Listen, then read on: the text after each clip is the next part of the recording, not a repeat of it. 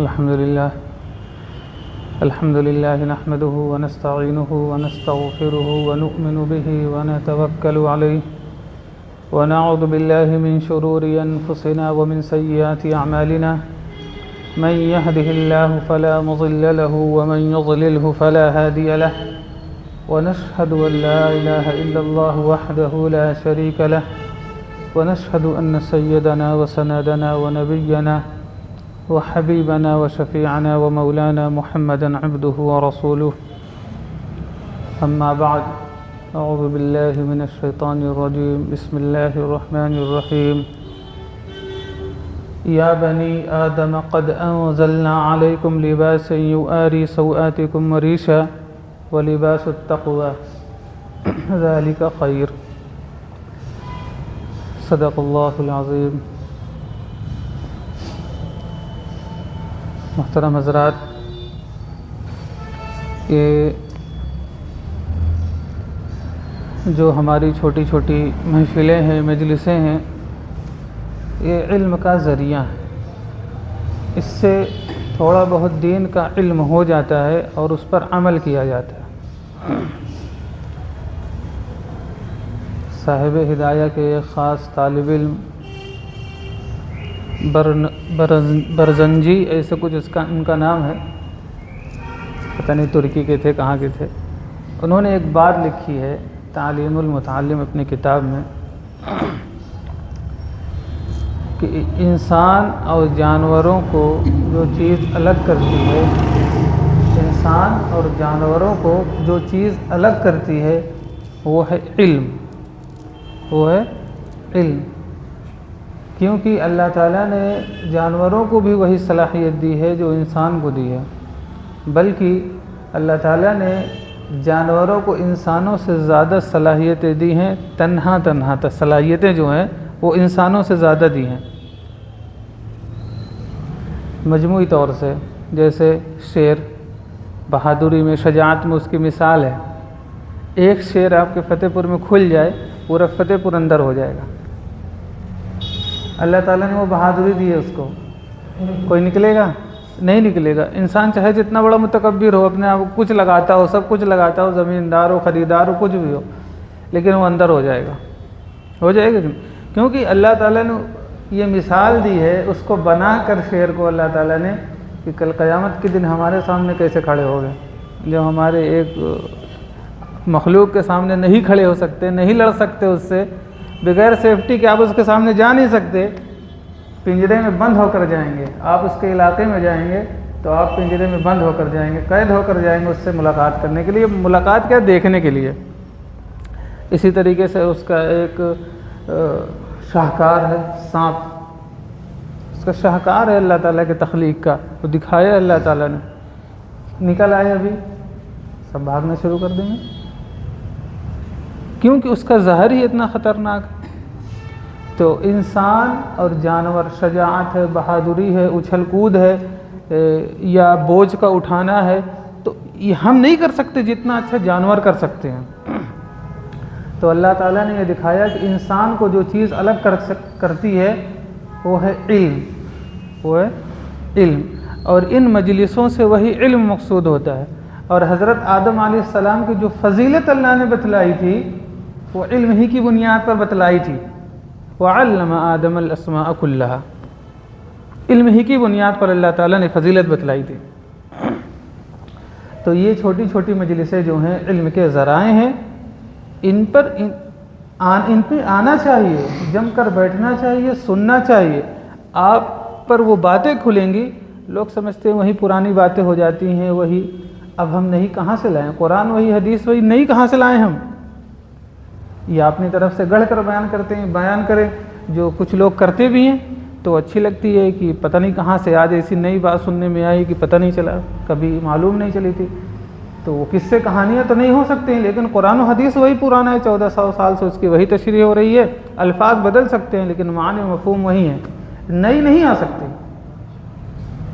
آپ پرانے ہیں تو بات پرانی ہوگی، ہے کہ نہیں؟ تو اور اللہ کے رسول کی سیرت جو ہے، ان کی ہر ادا، اس پر بات ہوتی رہے گی اور قیامت تک ہوگی. اور انہی کی بات پر ہماری نجات ہے. ان کی بات کرنا، ان کے عمل کو اپنانا، انہی باتوں پر ہمارا نجات ہے کہ ان پر ہم عمل کریں.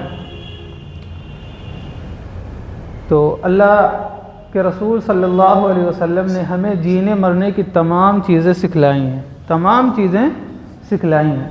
یہاں تک کہ حضرت سلمان فارسی رضی اللہ تعالیٰ عنہ سے ایک یہودی نے کہا کہ تمہارا دین کیسا ہے جو تمہیں بیت الخلاء جانے کا بھی طریقہ سکھلاتا ہے، کیسا دین ہے یہ؟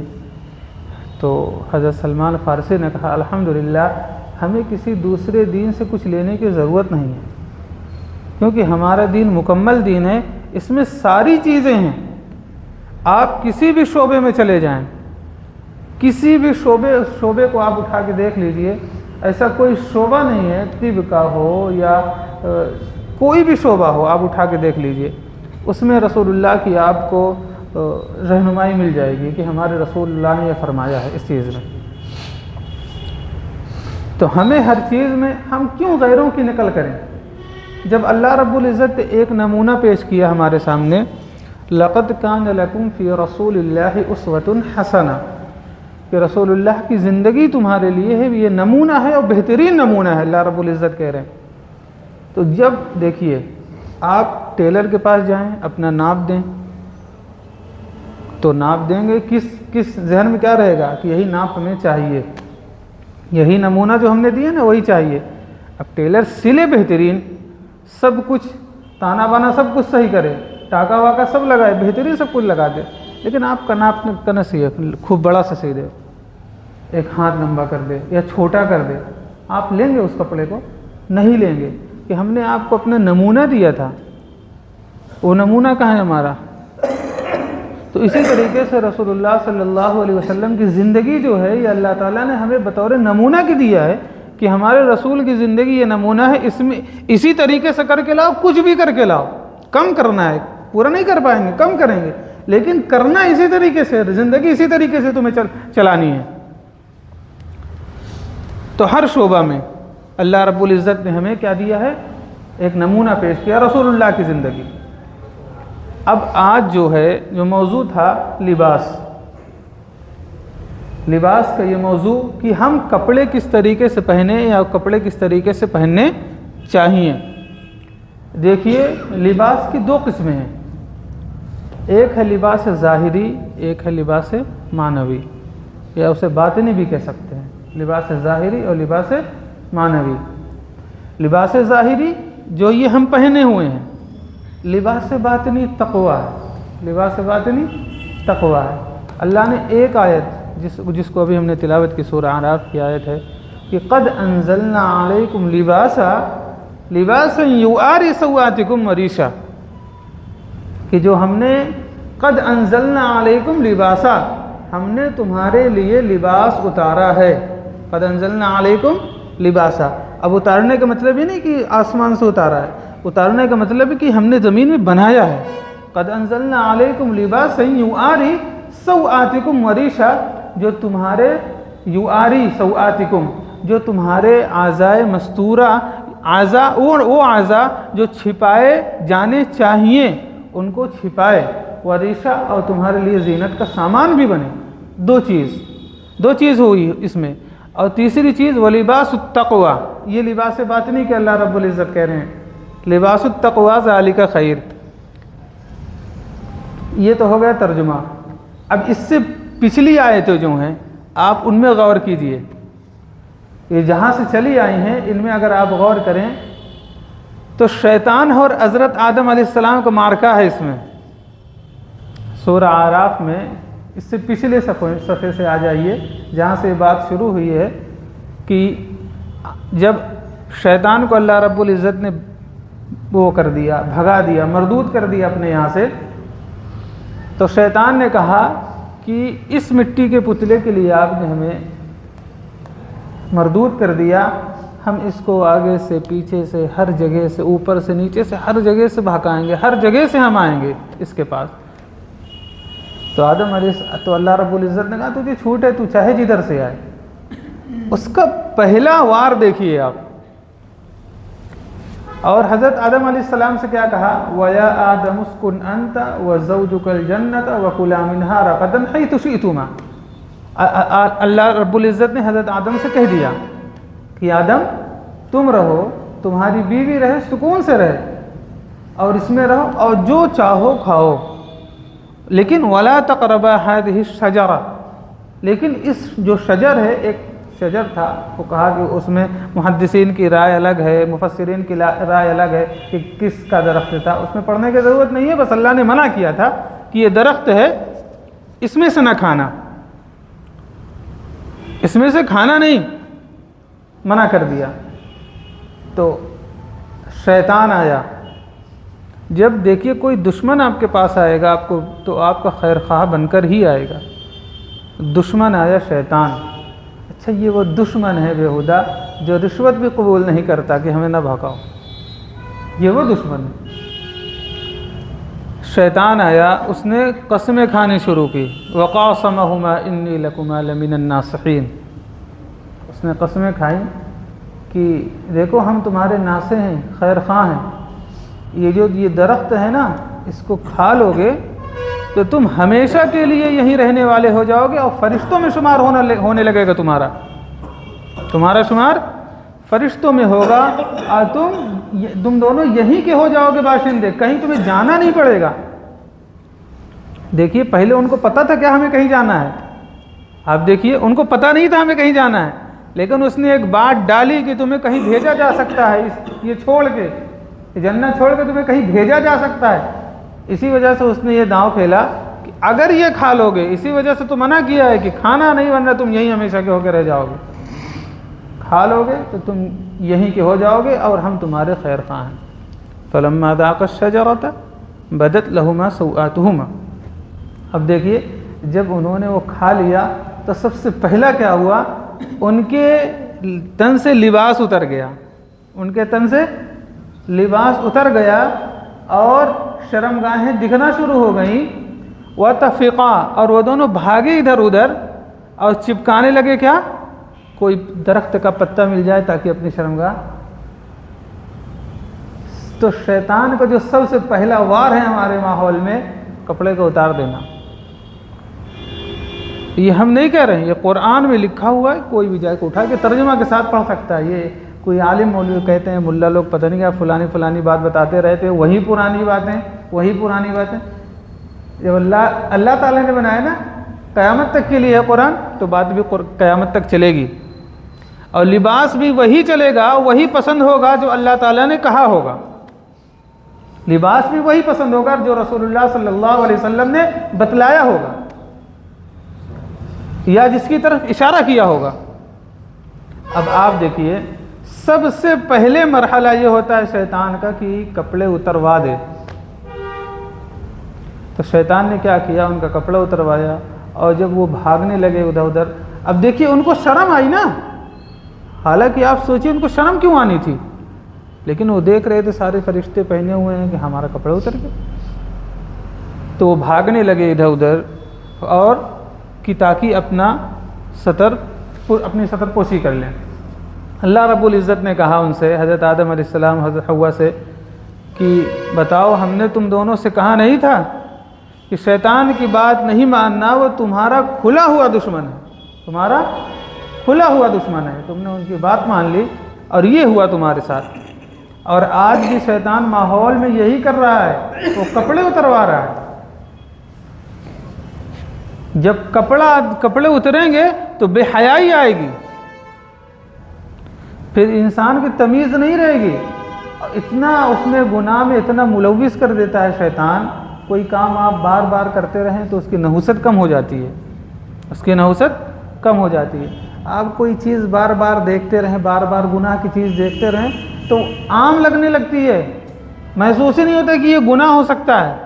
مثال کے طور پہ لوگ موبائل دیکھتے ہیں، ریل دیکھتے ہیں، دیکھتے رہتے ہیں، اس میں عورتیں آتی رہتی ہیں، کپڑے کم پہنے رہتی ہیں، سب کچھ کم رہتا ہے، بے حیائی کا ہوتا ہے، لیکن اتنا چلن کر دیا کہ وہ نارمل ہونے لگا، کہ ذہن میں بھی نہیں آتا کہ یہ گناہ ہو سکتا ہے، ذہن میں بھی نہیں آتا۔ یہ تو نارمل سی چیز ہے، یہ تو ہم دیکھ رہے ہیں، کوئی بات نہیں۔ تو گناہ کو اتنا اس نے سستا اور عام کر دیا، اور نیکی کی چیزوں کو اتنا مہنگا کر دیا کہ آپ کر نہیں سکتے۔ ابھی آپ کو ایک شادی کرنی ہو، آپ کی آدھی زندگی، مڈل کلاس جو آدمی، آدھی زندگی کی کمائی ختم اس کی ایک شادی میں۔ یہ بیچارہ ایسا آدمی ہے، معمولی آدمی ہے، نارمل آدمی ہے، جس کی تنخواہ 20,000 25,000 ہے، اگر اس نے صحیح شادی کر دی، آدھی زندگی، یہ سروے ہم بتا رہے ہیں، جو یہ اس نے شادی کی تھی، کون تھا، امبانی نے اپنی شادی کی تھی، بیٹے کی نہیں، بیٹی کی، اس سے پہلے کتنا کروڑ خرچہ کیا، بہت، لیکن جب وہ ہوا تو اس میں یہ آیا تھا کہ اس نے کنجوسی سے کام لیا ہے۔ وجہ دیکھیے وہ کس طریقے سے ملا رہے ہیں آپ، وجہ دیکھیے، واقعی اس نے کنجوسی سے کام لیا تھا۔ اس میں یہی لکھا تھا کہ ایک مڈل کلاس آدمی اپنی زندگی کی آدھی سے زیادہ پونجی ایک شادی میں خرچ کر دیتا ہے، اور امبانی نے اپنے ایک دن کی بھی نہیں خرچ کی۔ اس دیکھیے پیسے کے لحاظ سے تو اتنی بڑی ہے کہ کوئی نہیں کر سکتا اتنی بڑی شادی، لیکن آپ تجزیہ دیکھیے ہماری شادیوں کا، جب شادی ہوتی ہے کھیت بک جاتے ہیں، اور زنا کھیت کیا، کچھ نہیں، ایک دم عام ہے، کوئی ضرورت نہیں ہے آپ کو، 100 روپے آپ کو ہو جائے گا۔ تو کیا یہ نارمل بات چل رہی ہے دنیا میں؟ اللہ کے رسول صلی اللہ علیہ وسلم نے جو بات کہی تھی، زنا عام ہو جائے گا، زنا عام ہو جانے کے یہ بھی تو ایک مطلب ہے کہ ہم کرے چاہے نہ کرے، لیکن جب جی چاہے کر سکتے ہیں، اور بعضوں کو تو موقع نہیں ملتا۔ یہ اللہ کا، مفتی تقی صاحب نے لکھا ہے کہ اللہ کا کرم ہے ان پر کہ ان کو موقع نہیں ملتا، ورنہ موقع مل جائے وہ چونکہ نہ وہ کر جائیں، تو موقع نہ ملنا بھی اللہ کا کرم ہے۔ اور آج زنا بہت عام ہے، وجہ اس کی کیا ہے؟ جب کپڑے اتریں گے تو فحاشی عام ہوگی، کپڑا اتاریں گے گھر میں تو اتاریں گے نہیں، دکھانا ہوگا نا باہر، ہمیں باہر جائیں گے تو دکھائیں گے، نیم برہنہ ہوں گے دکھائیں گے، اور جب دکھائیں گے تو جذبات ابھریں گے، جذبات سے کھیلنا ہو رہا ہے، اور شیطان یہی چاہتا ہے۔ جب بھی نقاب و برقعے کی بات آتی ہے، دیکھیے لباس الگ ہے اور حجاب الگ ہے، لیکن حجاب کے بارے میں تھوڑی سی بات ہلکی سی، جب بھی حجاب کی بات آتی ہے تو چلانا شروع ہو جاتے، پورا میڈیا چلاتا ہے، پوری دنیا چلانے لگتی ہے کہ اسلام قید کر رہا ہے، اسلام قید کر رہا ہے۔ اسلام قید، وہ چلاتے کیوں ہے پتہ؟ اس وجہ سے کہ جو بیوٹی کمپنیاں ہیں، نائکا ہے اور کون سی کمپنیاں ہیں، ان کے اربوں خربوں کروڑ ڈالر لگے ہوئے ہیں اس میں، وہ کما رہے ہیں اس میں۔ آپ نائکا کی پونجی اٹھا کے دیکھیے، ہلکی سی برانڈ ہے، اس سے بہت بڑی برانڈ ہیں، آپ ان کی اٹھا کے دیکھ لیجئے، آپ کی جی ٹی پی سے زیادہ ہے ہندوستان کی، صرف ایک میک اپ کمپنی کی، تو کیا چاہیں گے آپ نقاب میں آ جائیے۔ وہ اپنے ہزاروں کروڑ صرف اس وجہ سے خرچ کرتے ہیں کہ لوگ نقاب میں نہ آنے پائیں۔ ابھی ان کا دھندا اسی وجہ سے چلے گا نا، جا کے ایک مرتبہ جا کے بیوٹی پارلر میں گئے، 1,000-2,000 دے کے چلے گئے، ہلکا سا۔ اور سننے میں آیا ہے بعض دلہن جاتی ہے 30-30 ہزار روپے، تھوڑا سا زیادہ کرے 30-30 20-20 ہزار روپے ایک دن کے لیے۔ کیا بدل جائے گا؟ دوسرے دن منہ دھلیں گے پھر ویسے 30 دن میں 30، یہ آپ سوچیں کہ کہاں خرچ ہو رہا ہے امت کا پیسہ، اور وجہ کیا ہے؟ وہی ذہن میں گھسا ہوا ہے۔ حالانکہ چہرہ تو بدل نہیں جائے گا نا، نہیں بدل جائے گا چہرہ وہی سے رہے گا بالکل، بلکہ اور خراب ہو جائے گا، پھر آپ کو بار بار کرنا پڑے گا، وہ آپ کو جانا پڑے گا۔ اور ہم، اسلام کیا کہتا ہے؟ سب کچھ ایک دم نارمل ہے، زندگی آدمی اپنے اس طریقے سے جیے جس طریقے سے وہ چاہتا ہے۔ کہ ہم چاہتے ہیں کیا یہ سب؟ نہیں، ہم دکھاوے کے لیے کرتے ہیں لوگوں کے، کبھی کبھی تو کرتے کرتے تھک جاتے ہیں، کب تک کریں، لیکن کرنا پڑتا ہے کہ یار لوگ کیا سوچیں گے، ان کے پاس کچھ نہیں ہے کیا، ایسے بیکار ہیں، یا بخیل ہیں، کنجوس ہیں، یہ تک آ جاتا ہے معاملہ۔ عورتیں یہ فیشن کی وجہ سے ایک شادی میں چلی جائیں گی تو دوسری شادی میں نہیں جائیں گی جب تک آپ ان کو کپڑا دوسرا نہ دلائیں۔ اس شہر میں تو نہیں جائیں گے، دوسرے شہر میں ہو سکتا ہے چلے جائیں، اس شہر میں نہ جائیں گے کہ فلانے نے دیکھ لیا تھا، فلانے نے دیکھ لیا تھا۔ اب بتائیے یہ کس وجہ سے ہے؟ اور کپڑا بھی معمولی نہیں چاہیے ان کو، 2000 سے اوپر ہی کا چاہیے۔ تو یہ وہ بات نہیں۔ آپ دیکھیے عورتوں کا کپڑا جو ہے، تھوڑا سا بھی کپڑا اچھا آپ لیں تو اس کی رینج ہی 2000 کے پار ہے، تھوڑا سا اچھا پارٹی ویئر جس کو بولتے ہیں، یہ 2000 سے اوپر ہے۔ سلائی ان کی بڑی سستی ہے، نارمل سلائی، کیونکہ وہ اس میں نہیں دیں گی پیسہ، اور ایسی تو مہنگی ہے اس وجہ سے کہ کروانا انہی سے ہے، وہ کم عقل ہے نا۔ آدمی اتنا خرچہ ہی نہیں کرے گا، وہ ایک کپڑا لائے گا، اس سے اپنی 10-20 سال شادی گزار دے گا، ان کو نہیں دکھانا ہے۔ یہ آپ نہ سمجھیں کہ یہ ماحول ایسے ہی چل رہا ہے، نہیں، یہ بنایا گیا ہے، باقاعدہ یہ بنایا گیا ہے ماحول۔ یہ ایلومیناٹی جو ہیں، یہ جو اتنی خطرناک تنظیمیں ہیں، یہ یہی سب کر رہی ہیں، اللہ کے قانون کے ساتھ چھیڑ چھاڑ کر رہی ہیں، فطرت سلیمہ کے ساتھ چھیڑ چھاڑ کر رہی ہیں۔ لیکن ہم جو دیکھ رہے ہیں، یاد رکھیے گا، ہم نہیں دیکھ رہے ہیں، ہمیں دکھایا جا رہا ہے۔ ہم جو سوچ رہے ہیں، ہم اپنے سے نہیں سوچ رہے ہیں، ہمیں سوچایا جا رہا ہے۔ ہم اپنے ذہن ہی نہیں لگا پاتے، ہمیں معاشرہ کی طرف چلنا پڑتا ہے۔ سارا معاشرہ یہ سوچتا ہے کہ یہ سب ساری چیزیں ختم ہوں، لیکن کون کر رہا ہے کہ اس سب کو کرنا پڑ رہا ہے؟ یہ آپ سوچیں کبھی اس پر بیٹھ کے، اور اس پر کتابیں پڑھیں۔ مفتی ابو لبابہ کی کتاب ہے، اس کو پڑھیں۔ دجالیت پر انہوں نے بڑی کتابیں لکھی ہیں، اس کو دیکھیں۔ مفتی سلمان صاحب کی کتاب ہے فکر و نظریات، اس کو دیکھیں۔ آپ کو پتہ چلے گا کہ جو ہم لوگ کرتے ہیں یہ ہم کر نہیں رہے ہیں، ہم سے کروایا جا رہا ہے۔ یہ بڑی بڑی انڈسٹریاں جو ہم سے کروا رہی ہیں، یہ ہم نہیں کر رہے ہیں۔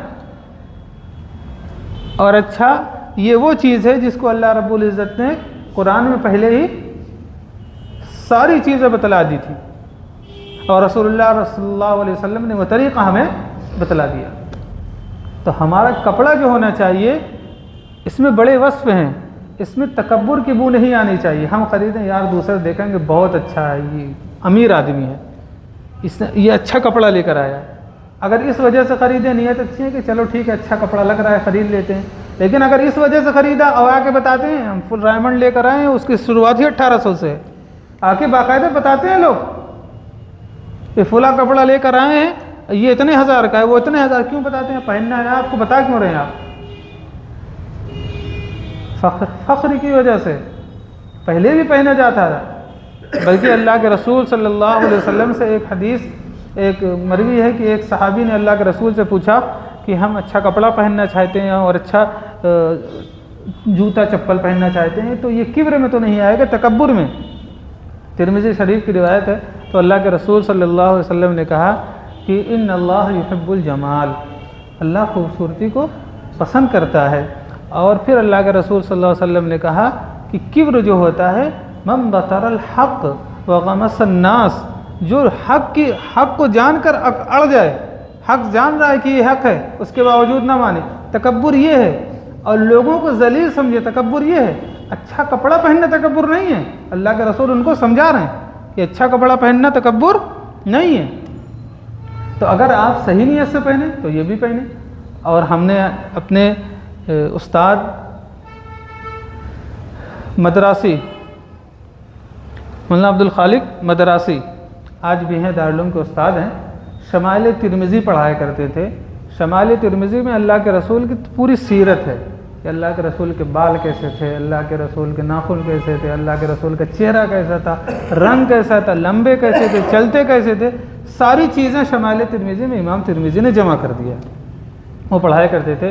انہوں نے ایک بات بتائی کہ اللہ کے رسول نے ایک سوٹ ایسا بھی پہنا ہے کہ جو 27 سرخ اونٹ بیچ کر پہنا تھا، 27 سرخ اونٹ بیچ کر۔ آج اگر آپ ایک اونٹ نارملی اونٹ لیں اچھا تھوڑا سا تو 1 لاکھ سے کم کا نہیں ہے، اب تو بھینس 1 لاکھ کی آنے لگی، تو اونٹ اور مہنگا ہو گیا۔ آپ سوچئے سرخ اونٹ جس کو عرب بہت زیادہ قیمتی سمجھتے تھے، آج کتنے کا ہوگا؟ 50 لاکھ سے کم کا تو ہوگا ہی نہیں، کسی بھی قیمت ہم نارملی بتا رہے ہیں، ورنہ اس کی اوسطاً قیمت 5 سے 10 لاکھ کے اندر ہے۔ ہم نے کم کر دیا۔ آپ بتائیے کتنی قیمتی، اور یہ کس وجہ سے؟ فخریہ پہنا تھا؟ فخریہ نہیں پہنا تھا، یہ امت کو یہ کرنے کے لیے کہ مباح ہے، آپ پہن سکتے ہیں لیکن فخر نہیں کر سکتے۔ تو اللہ رب العزت نے جو یہ لباس ہمیں دیا ہے اور اس کی جو حکمت بتائی ہے، اچھا کوئی لباس متعین نہیں کیا، یہ یاد رکھیے، کوئی لباس شریعت نے متعین نہیں کیا کہ آپ کو یہ پہننا ہے، لباس کی بس حدود متعین کر دی ہیں، حدود متعین کر دی ہیں۔ مفتی سعید صاحب رحمۃ اللہ علیہ ہمارے استاد شیخ الحدیث، بخاری پڑھایا کرتے تھے، انہوں نے اپنی کتاب علم خطبات میں تھوڑی سی بحث اس پر کی ہے کہ لباس جو ہونا چاہیے وہ پہلی بات فخریہ نہیں ہونا چاہیے، فخریہ نہیں ہونا چاہیے، جس میں تکبر کی بو آئے پہن کر وہ نہیں ہونا چاہیے، اور دوسرا اتنا چست نہ ہو کہ حجم دکھائی دے، بناوٹ دکھائی دے، نشیب و فراز دکھائی دیں، چست نہیں ہونا چاہیے، یعنی ایک دم چمٹا رہے اور دکھائی دے، بناوٹ جسم کی دکھائی دے، یہ نہیں ہونا چاہیے۔ کرتا پائجامہ کے لیے نہیں کہ کرتا پائجامہ ہی پہننا ہے، یہ نہیں ہے، ہاں یہ لکھا ہے کہ جس علاقے میں جو صلحاء کا لباس ہو وہی لباس پہننا سنت ہے، جس علاقے میں جو علماء اور صلحاء کا لباس ہو وہی پہننا سنت ہے۔ لیکن اگر کوئی نہیں پہننا چاہتا تو اس کے لیے یہ چیز غور کرے کہ وہ تھوڑا ڈھیلا ڈھالا ہو، ایک دم چست نہ ہو۔ ریشم نہ ہو، دوسرا کیا ہے؟ ریشم مردوں پر حلال نہیں ہے، عورتوں پر حلال ہے۔ ہاں ریشم سے بنی ہوئی چیزیں، بعض لوگ پوچھتے ہیں ریشم سے بنی ہوئی چیزیں استعمال کر سکتے ہیں کہ نہیں استعمال کر سکتے؟ یاد رکھیے امام ابو حنیفہ رحمۃ اللہ علیہ اور ابن الماجشون اور بعض شوافع یہ کہتے ہیں کہ ریشم سے بنی ہوئی چیز مرد بھی استعمال کر سکتا ہے، مطلقاً جائز ہے، لیکن ائمہ ثلاثہ یعنی امام شافعی رحمۃ اللہ علیہ، امام ابو حنیفہ، امام شافعی، امام مالک رحمۃ اللہ علیہ، امام احمد ابن حنبل رحمۃ اللہ علیہ، اور صاحبین یعنی امام محمد اور امام یوسف رحمۃ اللہ علیہ یہ کہتے ہیں کہ جائز نہیں ہے، مطلقاً جائز نہیں ہے۔ دلیل کیا ہے؟ امام حنیفہ رحمۃ اللہ علیہ کہتے ہیں دلیل یہ ہے کہ جس طریقے سے مرد سونا استعمال نہیں کر سکتا، عورت استعمال کر سکتی ہے، اور اسی سونا استعمال مرد نہیں کر سکتا، عورت استعمال کر سکتی ہے، یہ الگ ایک دلیل، مطلب یہ الگ ہے، یہ حکم الگ ہے، اور کپڑے کا استعمال کرنا یہ الگ ہے، چیز بنی ہوئی ہو یہ الگ چیز ہے، تو یہ دلیل اس میں نہیں بنے گی، یہ امام حنیفہ رحمۃ اللہ علیہ کی دلیل ہے۔ لیکن صاحبین رحمۃ اللہ علیہ کہتے ہیں کہ جیسے مرد کے لیے حلال ہے، حلال نہیں ہے ریشم، عورت کے لیے حلال ہے، لیکن برتن کسی کے لیے حلال نہیں ہے، سونے چاندی کے برتن آپ کوئی نہیں استعمال کر سکتا، نہ مرد استعمال کر سکتا ہے نہ عورت استعمال کر سکتی ہے، اسی طریقے سے ریشم سے بنی ہوئی چیز بھی کوئی استعمال نہیں کر سکتا، تو یہ ریشمی نہ ہو، اور جس میں فخر ہو وہ نہ ہو۔ اللہ رب العزت نے، اور تیسری چیز کیا ہے؟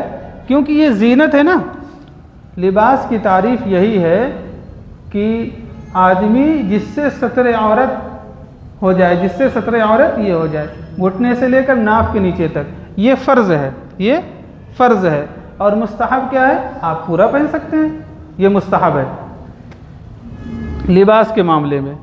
اور جو تیسری چیز اللہ رب العزت نے بتلائی ہے، وَلِبَاسُ التَّقْوَى ذَلِكَ خَيْرٌ، جو تقویٰ کا لباس ہوتا ہے یہ سب سے بہتر لباس ہے۔ اب آپ غور کیجئے، فوراً بعد تقویٰ کا ذکر ہے، لباس تقویٰ کا ذکر فوراً بعد ہے۔ اس میں دو چیزیں ہیں کہ اگر آپ ظاہری لباس کے آپ کے ظاہری لباس سے آپ کے باطن کا پتہ چلتا ہے کہ اگر آپ نے ظاہری لباس اللہ کے حکم کے مطابق پہنا ہے تو واقعی آپ کے اندر ڈر ہے، آپ لباس تقویٰ بھی اختیار کر سکتے ہیں۔ لیکن اگر آپ کا ظاہری ہی لباس صحیح نہیں ہے، اللہ کے حکم کے مطابق نہیں ہے، تو آپ لباس تقوی جو اندر کے اندرونی جو حال ہیں وہ آپ اس کو صحیح نہیں کر سکتے۔ اور لباس تقوی سے مراد حضرت عبداللہ ابن عباس جو مفسر قرآن ہیں رضی اللہ تعالیٰ عنہ کہتے ہیں یہ خوف خدا ہے اور عمل صالح ہے، خوف خدا اور عمل صالح۔ اب بتائیے ہمیں خوف خدا کیسا ہے اور کیسا ہونا چاہیے؟ خوف خدا ایک، کیا اللہ تعالیٰ سے شیطان نہیں ڈرتا؟ شیطان تو خود کہتا ہے، جب کسی کو بہکاتا ہے اس کے بعد کہتا ہے کہ ہم اللہ تعالیٰ سے ڈرتے ہیں۔ فَلَمَّا كَفَرَ قَالَ إِنِّي بَرِيءٌ مِّنْكَ إِنِّي أَخَافُ اللَّهَ رَبَّ الْعَالَمِينَ، سورہ حشر میں ہے یہ، کہ جب شیطان کسی کو بہکا دیتا ہے فَلَمَّا كَفَرَ، اور جب وہ کافر ہو جاتا ہے یا اللہ کا انکاری ہو جاتا ہے یا فاسق و فاجر ہو جاتا ہے، تو شیطان کیا کہتا ہے زبان حال سے؟ قَالَ إِنِّي بَرِيءٌ مِّنْكَ، میں تجھ سے بری ہوں، میں نے تجھے نہیں بہکایا، انی اخاف اللہ رب العالمین، میں اللہ سے ڈرتا ہوں۔ تو ہمارا ڈرنا آج یہی ہے، شیطانیت والا ڈرنا۔ دیکھیے ہم کہتے ہیں کہ ہم نے دو اللہ بنا رکھے ہیں، دو، ایک ہمارے ذہن میں ہے، ایک واقعی جو ہیں اللہ عرش پہ، ایک ہمارے ذہن والے ہیں، کوئی بھی گناہ کرتے ہیں اللہ توبہ معاف ہو جاتا ہے، یہ ہمارے ذہن والے ہیں۔ کوئی بھی گناہ کر رہے ہیں، ڈر نہیں رہے ہیں، اس کے بعد گناہ کرنے کے بعد کوئی ایسی بات کہہ دی، ایسا لگتا ہے کہ مکھی اڑا دی ہم نے، جو حدیث میں مثال دی جاتی ہے کہ جب مومن بندے سے گناہ ہو جاتا ہے تو اس کو لگتا ہے کہ پہاڑ سر پہ آ گیا ہے، کس طریقے سے اس کو ہٹائے، لیکن جب فاسق و فاجر گناہ کرتا ہے تو اس کو لگتا ہے کہ ایک مکھی اڑا دیا بس۔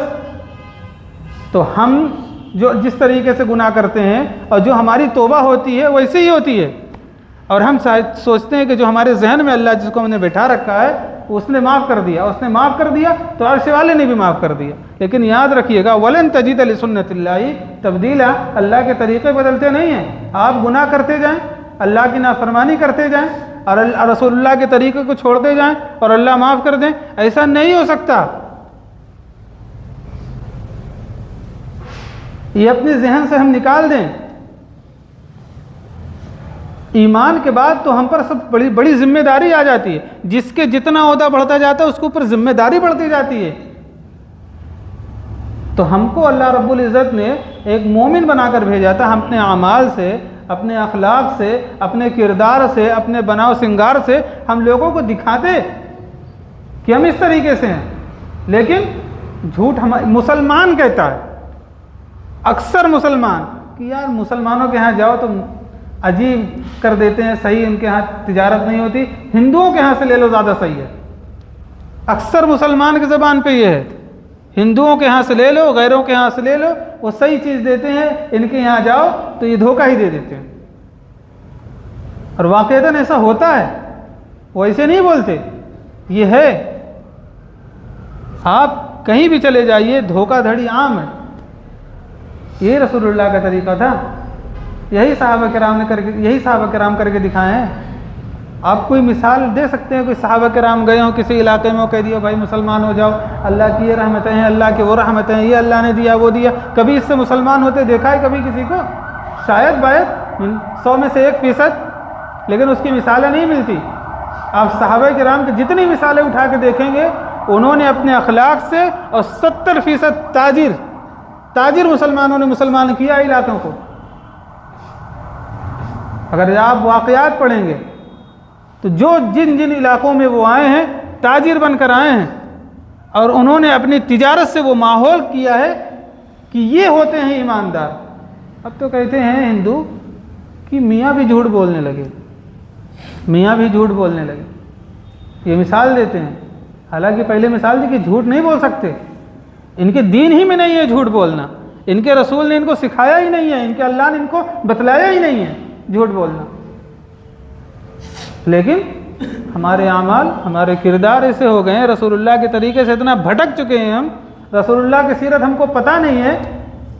اگر کسی بھی بندے سے بھی پوچھ لیا جائے باہر چل کے کہ رسول اللہ کی زندگی کیسی تھی، وہ کیسے رہتے، تو کچھ نہیں پتا اس کو، بس ہمیں محبت ہے۔ محبت نہیں، یہ دعوی محبت ہے، محبت اس کو نہیں کہتے۔ محبت تو وہ ہوتی ہے کہ آپ ان کے کردار سے محبت جیسے لوگ ان سے کرتے ہیں جو فلم کے وہ ہوتے ہیں کام کرنے والے، ان سے محبت کرتے ہیں کہ بال انہی کی طرح کٹوائیں گے، لباس انہی کی طرح پہنیں گے۔ محبت اس کو کہتے ہیں، عملی محبت یہ ہے، رسول اللہ سے محبت نہیں ہے۔ رسول اللہ بتلاتے ہیں کہ آپ اس طریقے سے رہیں، کھانا اس طریقے سے کھائیں، کپڑا اس طریقے سے پہنیں، گھر میں اس طریقے سے رہیں، اہل عیال کے ساتھ یہ معاملہ کریں، دوست و احباب کے ساتھ یہ معاملہ کریں، والدین کے ساتھ یہ معاملہ کریں۔ سب کے اللہ کے رسول نے حقوق بتلائے ہیں، اور ہم کیا کر رہے ہیں؟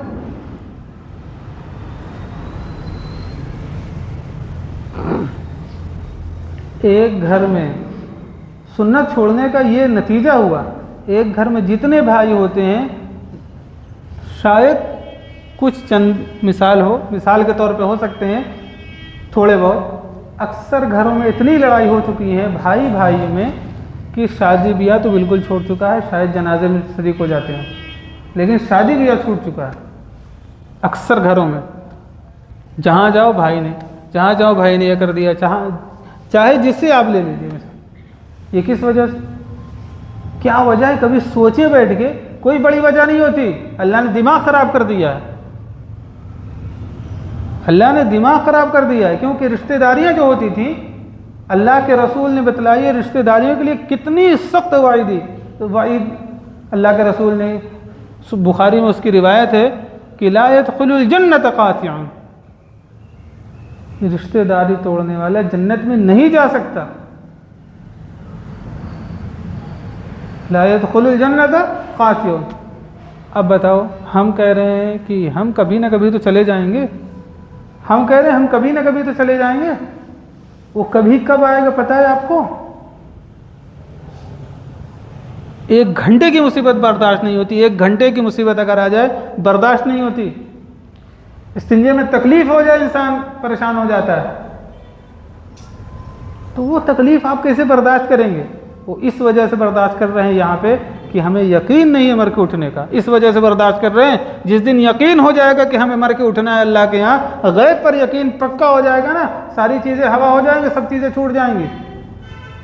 اور یاد رکھیے گا یہ ہونا ہے، دنیا کی ہر قوم، کیا یہود نہیں مانتے کہ اٹھیں گے؟ ان کا بھی یقین ہے، اہل کتاب ہیں، نصارہ نہیں مانتے کہ اٹھیں گے، ان کا بھی یقین ہے اٹھیں گے وہ۔ اگر یہ یقین نہ ہوتا تو ان سے نکاح کیسے صحیح ہوتا، ان کا ذبیحہ کیسے حلال ہوتا؟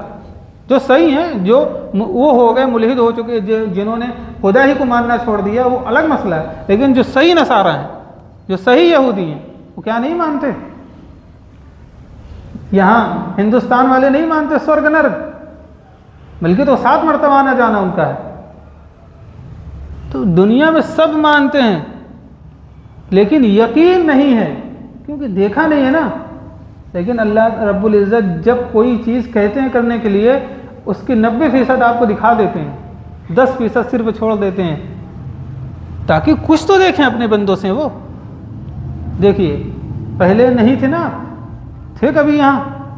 جو 20 سال کا ہے 20 سال سے پہلے نہیں تھا، جو 21 کا ہے 21 سے پہلے نہیں تھا، جو 60 کا ہے 60 سے پہلے اس دنیا میں نہیں تھا۔ یہ یقین ہے نا۔ اس کے بعد کیا ہے، ماں کے پیٹ میں 9 مہینے تھے کہ نہیں تھے؟ کسی نے دیکھا ہے اپنے آپ کو؟ کسی نے بتایا ہے تبھی؟ بلکہ ہم دیکھ رہے ہیں تب ہمیں یقین ہے، یا 9 مہینہ 5 مہینہ زندہ تھے اپنے ماں کے پیٹ میں، 5 مہینہ زندہ ماں کے پیٹ میں تھے، سانس لے رہے تھے، کھیلتے تھے، ہاتھ پیر بھی چلا رہے تھے، ماں کو تکلیف بھی ہوتی تھی، بعض اوقات ہوتی ہے۔ یہ دوسرا یقین اللہ نے دکھلایا ہے، نہیں تھے، ماں کے پیٹ میں تھے اور زندہ تھے 5 مہینے۔ تیسرا مرحلہ یہ ہے کہ تمہیں مر جانا ہے، یہ بھی وہ یقین ہے، کوئی انکار نہیں کر سکتا، موت کا کوئی انکار نہیں کر سکتا۔ اللہ کے بارے میں اختلاف ہے، موت کے بارے میں کوئی اختلاف نہیں ہے۔ ہم 1 مانتے ہیں، کوئی 2 مانتا ہے، کوئی 4 مانتا ہے، کوئی 10 مانتا ہے اختلاف اللہ کے بارے میں۔ موت کے بارے میں کسی کا اختلاف ہے؟ مر جانا ہے بھائی۔ مومن بندے کا سارا مدار یہ ہے کہ الذین یؤمنون بالغیب، جس دن غیب پر یقین پکا ہو گیا، پختہ ہو گیا، اس دن گناہ چھوٹ جائیں گے۔ جس دن یہ یقین ہو گیا کہ ہمیں اللہ کے سامنے کھڑا ہونا ہے، ارے بھائی جس کو موت آنی ہے تو یہ سمجھ لیجیے ہمیں پھانسی ہونی ہے ایک دن، کبھی بھی ہو سکتی ہے۔ ابھی حکومت اعلان کر دے کہ ابھی آپ کو پھانسی ہوگی، کھانا نہیں اترے گا، 1 مہینے بعد آپ کو پھانسی ہوگی، کھانا اترے گا؟ ہو سکتا ہے پھانسی سے پہلے وہ مر جائے۔ تو کیا وجہ ہے کہ موت آنی ہے، کل نفس ذائقۃ الموت، سب کو پھانسی لگنی ہے ایک دن، پھر بھی ایسے جی رہے ہیں کہ مرنا ہی نہیں ہے، اور اس رسول سے غداری کر رہے ہیں جس نے اپنا سب کچھ ہمارے لیے نچھاور کر دیا، ہم ان سے غداری کر رہے ہیں۔ ہم ہیں کہ نہیں غدار؟ ہم ہیں غدار، ہم امانت میں خیانت کرنے والے ہیں۔ اللہ کے رسول نے ایک امانت دی تھی، اور جو ہمارے پچھلے تھے، ہمارے آباء و اجداد نے ہو بہو ہمیں واپس دی ہے، ہم کیا کر رہے ہیں؟ اس کو کہاں تک پہنچا رہے ہیں؟ ہم اسے لے کہاں تک جا رہے ہیں؟ ہم میں سے اکثر دین سے بے بہرے ہیں، عملی طور پہ وہ عمل کر رہے ہیں اسلام پہ، یاد رکھیے گا۔ انہوں نے بچپن سے دیکھ لیا نماز اس طریقے سے پڑھی جاتی ہے، بچپن سے دیکھ لیا کہ روزے اس طریقے سے، عملی طور پہ وہ عمل کر رہے ہیں۔ کبھی انہوں نے قرآن پڑھ کے نہیں دیکھا، کبھی انہوں نے حدیث پڑھ کے رسول اللہ کے اقوال سے نہیں پتہ کیا کہ ہمارے رسول کیا کہہ رہے ہیں، کبھی انہوں نے فقہا کو نہیں دیکھا کہ ہمارے فقہا اس بارے میں کیا کہہ رہے ہیں، نہیں، وہ پیچھے سے چلا رہے ہیں نا، بس اپنے آباء و اجداد کو دیکھا، 4 رکعت پڑھتے تو ہم پڑھ لیں، اور جس کو نہیں پتا، جو قرآن و حدیث نہیں پڑھ، وہ تو قرآن کو تو ہم اصالہ ثواب کی کتاب سمجھتے ہیں۔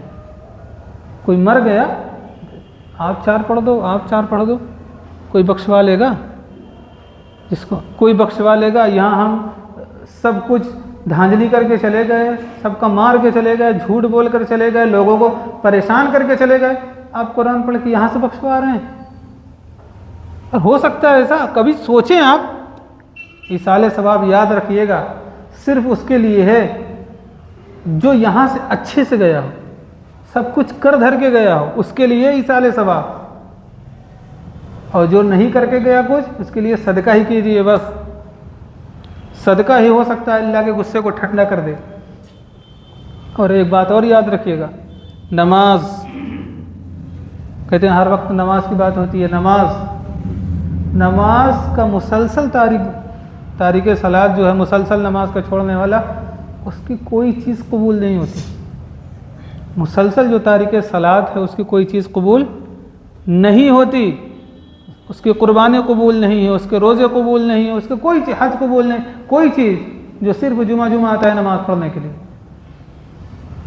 یاد رکھیے گا، نماز وہ چیز ہے، لیکن آدھے گھنٹے میں کیا کیا بتایا جائے؟ لباس بتایا جائے کہ تقویٰ بتایا جائے، نماز بتایا جائے، روزہ، کیا کیا بتایا جائے آدھے گھنٹے میں؟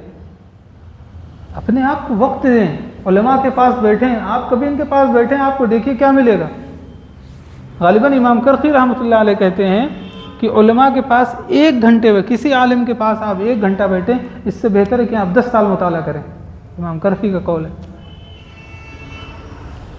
تو آپ بیٹھیں، آپ کو پتہ ہوگا کہ ہاں ہمارے اسلام یہ ہے، ہمارا اسلام ایک قانون ہے، یاد رکھیے گا، جو ہمارا مذہب ہے یہ ایک قانون ہے، مسلمانوں کا آئین ہے، اس پر مسلمانوں کو عمل کرنا ہے۔ جس طریقے سے ہندوستان کا ایک قانون ہے، آپ کو اس پر عمل کرنا ہے، آپ عمل نہیں کریں گے تو بعض قانون کی وجہ سے مجرم ہوں گے، اور بعض قانون پہ عمل نہ کرنے کی وجہ سے غدار، دہشت گرد ٹھہرائے جائیں گے۔ اسی طریقے سے قرآن کا بھی ایک قانون ہے، بعض قانون پر عمل نہیں کریں گے، ملزم اور مجرم ہوں گے، اور بعض قانون پہ کافر ہو جاتا ہے آدمی۔ ہم دیکھیں، ہم پڑھیں، کب تک چیکھا جائے گا، کب تک بتایا جائے گا، لیکن بتایا جائے گا، جب تک علماء ہیں بتایا جاتا رہے گا، لوگوں کو سمجھاتا جائے رہے گا کہ رسول اللہ سے محبت کریں۔ اگر رسول اللہ سے محبت ہو جائے، قُلْ إِن كُنتُمْ تُحِبُّونَ اللَّهَ فَاتَّبِعُونِي يُحْبِبْكُمُ اللَّهُ۔ دیکھیے اللہ رب العزت کہہ رہے ہیں کہ اے نبی آپ کہہ دیجئے، قُلْ إِن كُنتُمْ تُحِبُّونَ اللَّهَ، اگر تمہیں اللہ سے محبت ہے، اللہ سے محبت کرنے کا دعویٰ کرتے ہو، فَاتَّبِعُونِي، تو میری اتباع کرو۔ کس کی اتباع؟ رسول اللہ کی اتباع۔ نتیجہ کیا ہوگا؟ یحببکم اللہ، اب اللہ تم سے پسند، اللہ آپ کو پسند کرنا شروع کر دیں گے۔ ویغفر لکم ذنوبکم، اور جب اللہ پسند کریں گے تو آپ کا معاملہ پار ہے، آپ کے سارے گناہ اللہ رب العزت معاف کر دیں گے۔ کبھی اللہ کو چاہ کے دیکھیں، اللہ سے بات کر کے تو دیکھیں، کبھی ہم نے کیا ہے بات اللہ تعالیٰ سے؟ ہم نے اپنی وہ صلاحیت ہی مار دی ہے جس سے ہم اللہ تعالیٰ سے بات کریں۔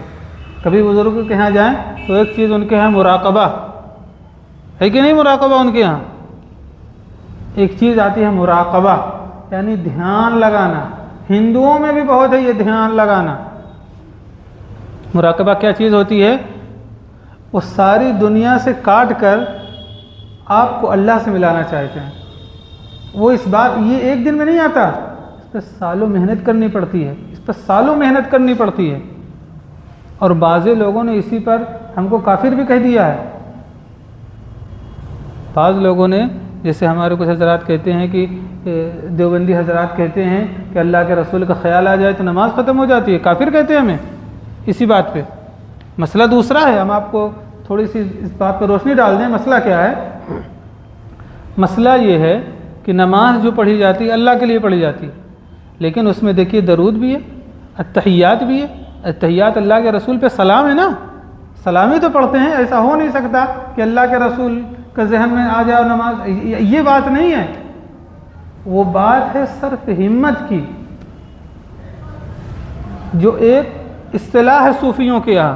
وہ کیا ہے کہ اگر آپ نے نماز میں اپنی ساری کوشش اللہ سے ہٹا دی، کوشش کر کے سب کو ہٹا دیا، اللہ کو ہٹا دیا، اور یہ صرف ذہن میں گھسیڑ دیا کہ ہم صرف نماز اللہ کے رسول کے لیے پڑھ رہے ہیں۔ اب یہاں نماز اصل کس کے لیے؟ اللہ کے لیے ہے نا۔ تو اب تو نماز آپ بھی کہیں گے، اگر آپ سے کوئی پوچھ لے کہ اللہ کو ہٹا دے کوئی نماز سے کہ ہم نہیں لائیں گے آپ کا خیال، تو اب نماز ہوگی کہ نہیں ہوگی؟ تو آپ بھی کہیں گے، آپ کیا یہ فتویٰ۔ تو یہ چیز ہوتی ہے۔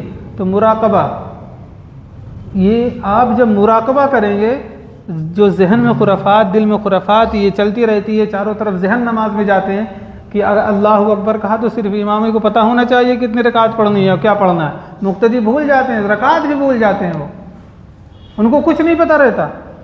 امام بھول گئے، وہ بھی بھول گئے، ان کو پتہ ہی نہیں چلتا کہ کون سی رکعت چل رہی ہے۔ اگر آپ کسی بھی مقتدی کو ہلا کر پوچھ لیں کہ کون سی سورت پڑھی گئی، وہ بتا نہیں سکتا۔ یہ حال ہے ہماری نماز کا، اور ہم اس نماز سے اللہ کی مدد چاہتے ہیں اور مدد میں آنے پہ ناراض ہوتے ہیں، ہے کہ نہیں یہ بات؟ تو کبھی اپنے اللہ سے جڑ کر دیکھیے، کبھی بیٹھ جائیے تھوڑی دیر کسی کنارے، گھر میں بیٹھ جائیے، مسجد میں بیٹھ جائیے، اس کے بعد صرف باتیں کیجیے اللہ تعالیٰ سے۔ دیکھیے آپ کو جواب ملنا شروع ہوں گے کچھ دنوں میں، اللہ کی طرف سے الہام آئے گا۔ الہام ایک چیز ہے کہ نہیں؟ پہلے وحی آتی تھی، بزرگوں پہ الہام آتا ہے۔ ان کان تدعو الی الفضائل فہی الہام، اگر آپ کا جو دل ہے اگر یہ نیکیوں کی طرف جا رہا ہے تو اللہ کی طرف سے الہام ہے۔ مرقات میں ملا علی قاری رحمۃ اللہ علیہ نے لکھا ہوا، لیکن اپنے دل کو صاف کریں۔ دل میں دن بھر دل و دماغ میں ایک ہی گندگی رہتی ہے، کس طریقے سے کمایا جائے، کس طریقے سے رہا جائے، اور کس طریقے سے کھایا جائے، کس طریقے سے ہمارے گھر بن جائیں، کس طریقے سے ہم شان و شوکت والے ہو جائیں، عزت والے ہو جائیں، لوگ ہماری عزت کرنے لگیں، اور عزت کے دار و مدار پیسے پہ آ گئے کہ جب تک پیسہ نہیں ہوگا تب تک لوگ عزت نہیں کریں گے۔ تو ساری باغ دوڑ مال کے لیے۔ یاد رکھیے گا، یہ یاد رکھ لیجئے، پیسہ اور عہدہ کے بنا جو ہیں آپ، اصل وہ ہیں آپ۔ پیسہ آپ کا ہٹا دیں، عہدہ آپ کا ہٹا دیں، اب جو ہیں آپ وہی ہیں اصل آپ۔ تو آپ اپنے اوپر محنت کیجئے، اپنی شخصیت بنائیے، اپنے آپ کو ابھاریے۔ دیکھیے لوگ آپ کو یاد رکھیں گے، نہ پیسے کی وجہ سے یاد رکھیں گے اور نہ عہدے کی وجہ سے یاد رکھیں گے۔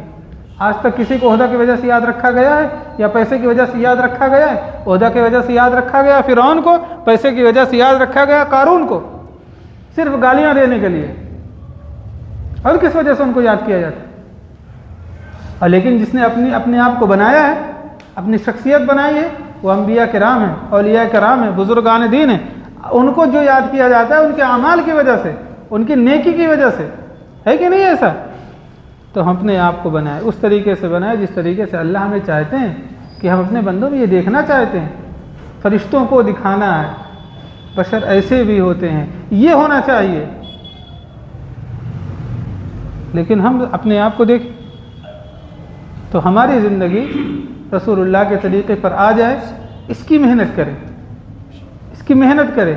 اور یہ سننے سے نہیں ہوگا، سنیے جذبات ابھر جاتے ہیں فی الحال کے لیے، لیکن کچھ دیر کے بعد پھر مٹ جاتے ہیں، تو آپ سنتے رہیے، ایسی مجلس میں رہیے، گندی مجلس چھوڑ دیں، اگر گندی مجلس میں رہیں تو استغفر اللہ کرتے رہیں، اللہ سے معافی مانگتے رہیں، اور اچھی مجلسوں میں رہنے کی زیادہ سے زیادہ کوشش کریں، آپ کا دل بدل جائے گا، دل اللہ کی طرف آئے گا، کامیابی کی طرف آئے گا، پھر اللہ رب العزت کامیاب کرے گا۔ تو 3 طریقے کی چیزیں ہیں، پہلا لباس ظاہری ہے جو اللہ رب العزت نے دیا ہے انسانوں کو، یہ بھی ایک نعمت ہے۔ دوسرا لباس معنوی ہے، وہ تقویٰ ہے، اور دونوں اختیار کرنا پڑے گا۔ اگر ایک اختیار کریں گے لباس ظاہری پہ رہ جائیں گے، لباس تقویٰ نہیں اختیار کریں گے تو ہم اللہ کی منزلوں تک نہیں پہنچ پائیں گے۔ اور ان اکرمکم عند اللہ اتقاکم، اللہ کے نزدیک بہترین وہی ہے، افضل وہی ہے، بیسٹ وہی ہے جو تقویٰ اختیار کرنے والا ہو۔ وما علینا الا البلاغ۔